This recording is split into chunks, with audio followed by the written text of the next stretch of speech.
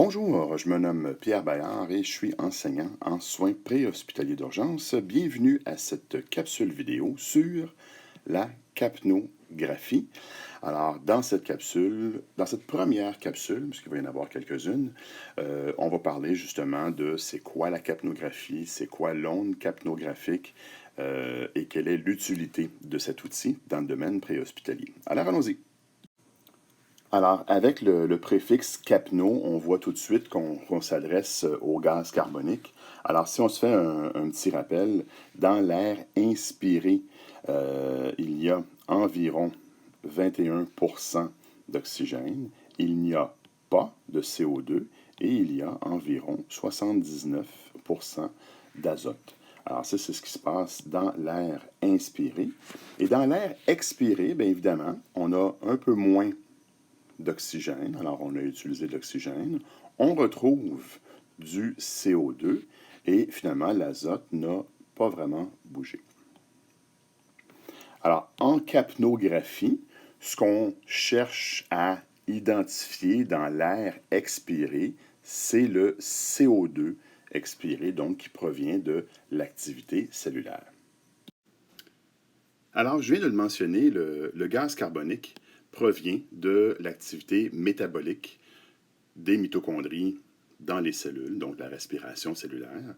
Et ce CO2-là, qui est produit dans les mitochondries par les cellules, va être acheminé par la circulation sanguine, évidemment par la pression artérielle moyenne, donc toute l'activité cardiaque et des vaisseaux sanguins, la circulation va être acheminée vers les poumons.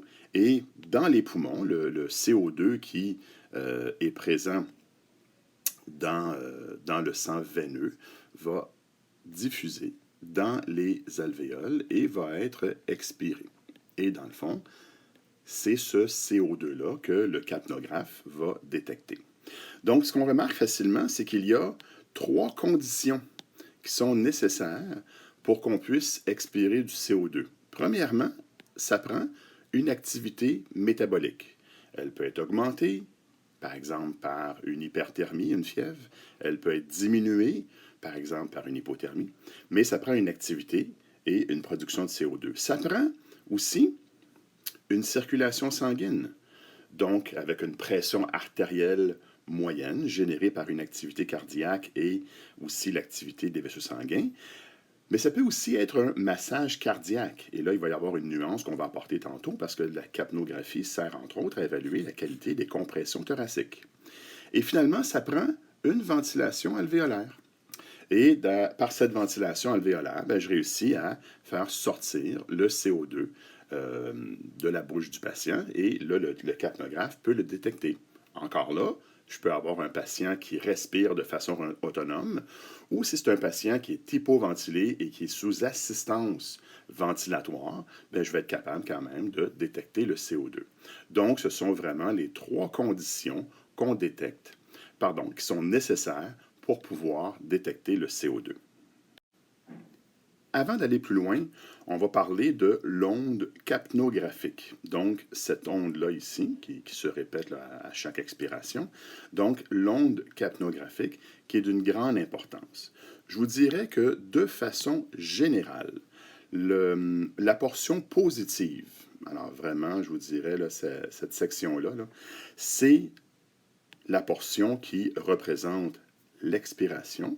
Et cette portion ici, c'est la portion de l'onde capnographique qui représente l'inspiration. Voici à quoi ça peut ressembler. Alors, si on regarde l'écran d'un moniteur qui est en monitoring pour un patient qui a une respiration spontanée, et on va le regarder rapidement, on va le revoir plus longuement tantôt, là, et on voit que rapidement, le moniteur détecte, là je l'ai arrêté, le moniteur détecte le CO2 expiré par le patient. Alors, grosso modo, les informations qui sont importantes ici sur cet écran-là, mais premièrement, on a le bouton CO2 ici. Alors, le bouton, il est là. Alors, avec lequel on a activé la fonction du capnographe. Et ici, on a le graphique de la capnographie et c'est en millimètres de mercure, donc de 0 à 30. Alors, le patient en question, bien ici c'était moi, voyez-vous, là, en expiration, ici, je suis allé chercher une expiration de 30 et des poussières de millimètres de mercure de CO2 et là j'ai commencé à inspirer. Et là, ben, j'ai recommencé à expirer. Et le point le plus haut ici, puis je vais en reparler tantôt, c'est vraiment ce qu'on appelle l'ETCO2, End-Tidal CO2.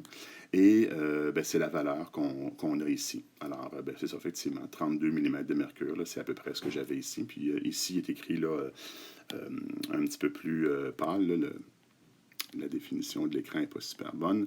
Alors, ETCO2.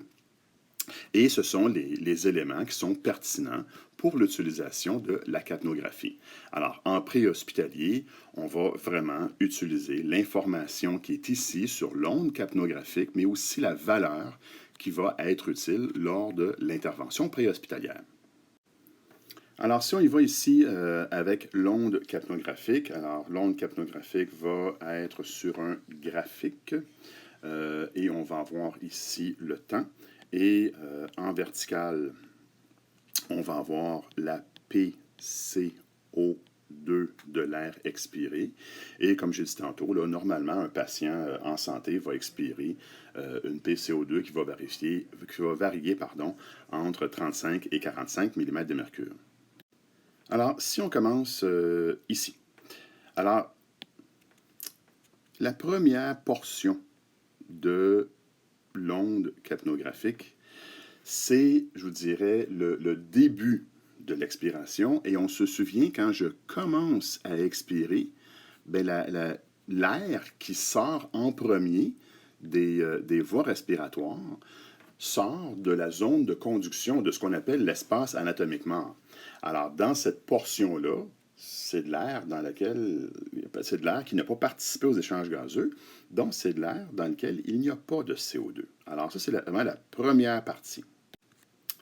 Dans la partie suivante, alors là, on a une déflexion positive, et là, c'est de l'air qui va se retrouver dans les bronchioles, mais c'est de l'air qui commence à être mélangé avec l'air alvéolaire. Donc, on commence à retrouver une plus en plus grande proportion de CO2 et c'est là qu'on va observer une déflexion positive de l'onde capnographique.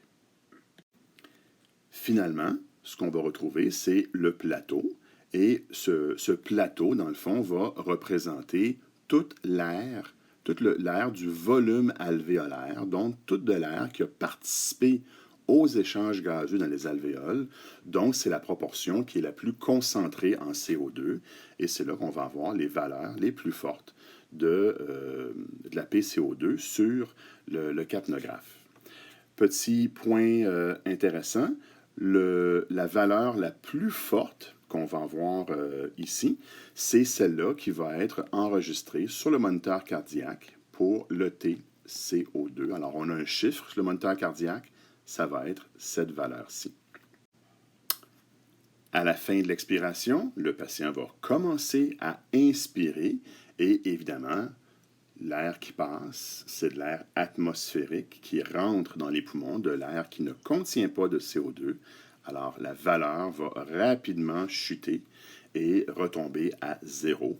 Et c'est, dans le fond, la portion qui représente l'inspiration. Alors, c'est l'onde capnographique, il faut bien la comprendre. Plus elle est élevée, plus il y a de CO2. Plus elle est basse, moins il y en a.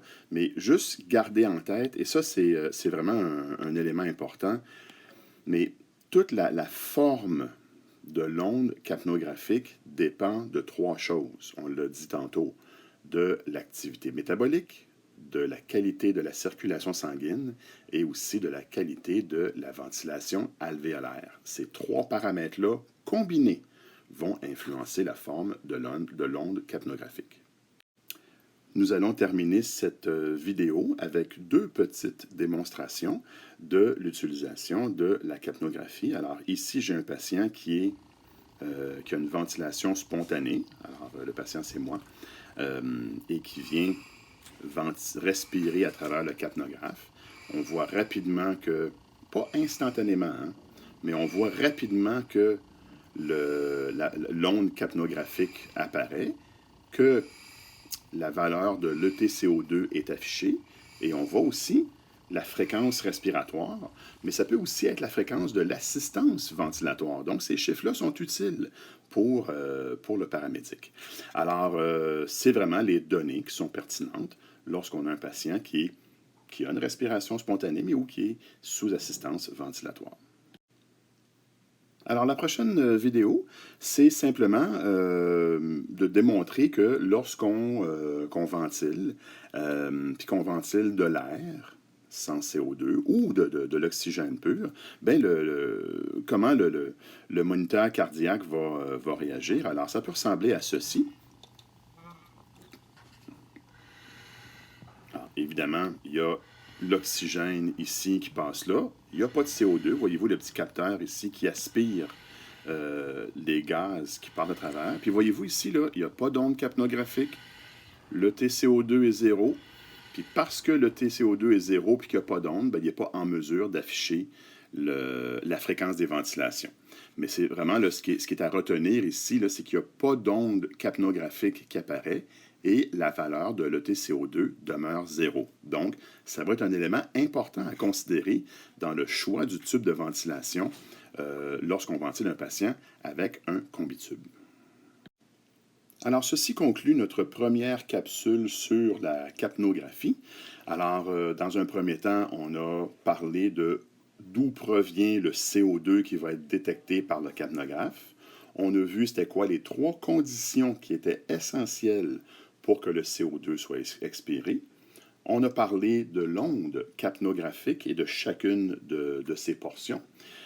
Et on a, dans le fond, fait une démonstration là, sur un moniteur cardiaque de comment la détection du CO2 va être représentée sur l'écran du moniteur cardiaque.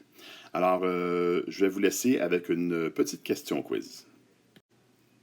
Si je mets l'embout de la sonde du capnographe sur le dessus d'une canette de boisson gazeuse, quelle va être la représentation ici que je vais pouvoir observer sur le moniteur cardiaque au niveau de l'onde et de la valeur de l'ETCO2, puis peut-être même de la fréquence respiratoire.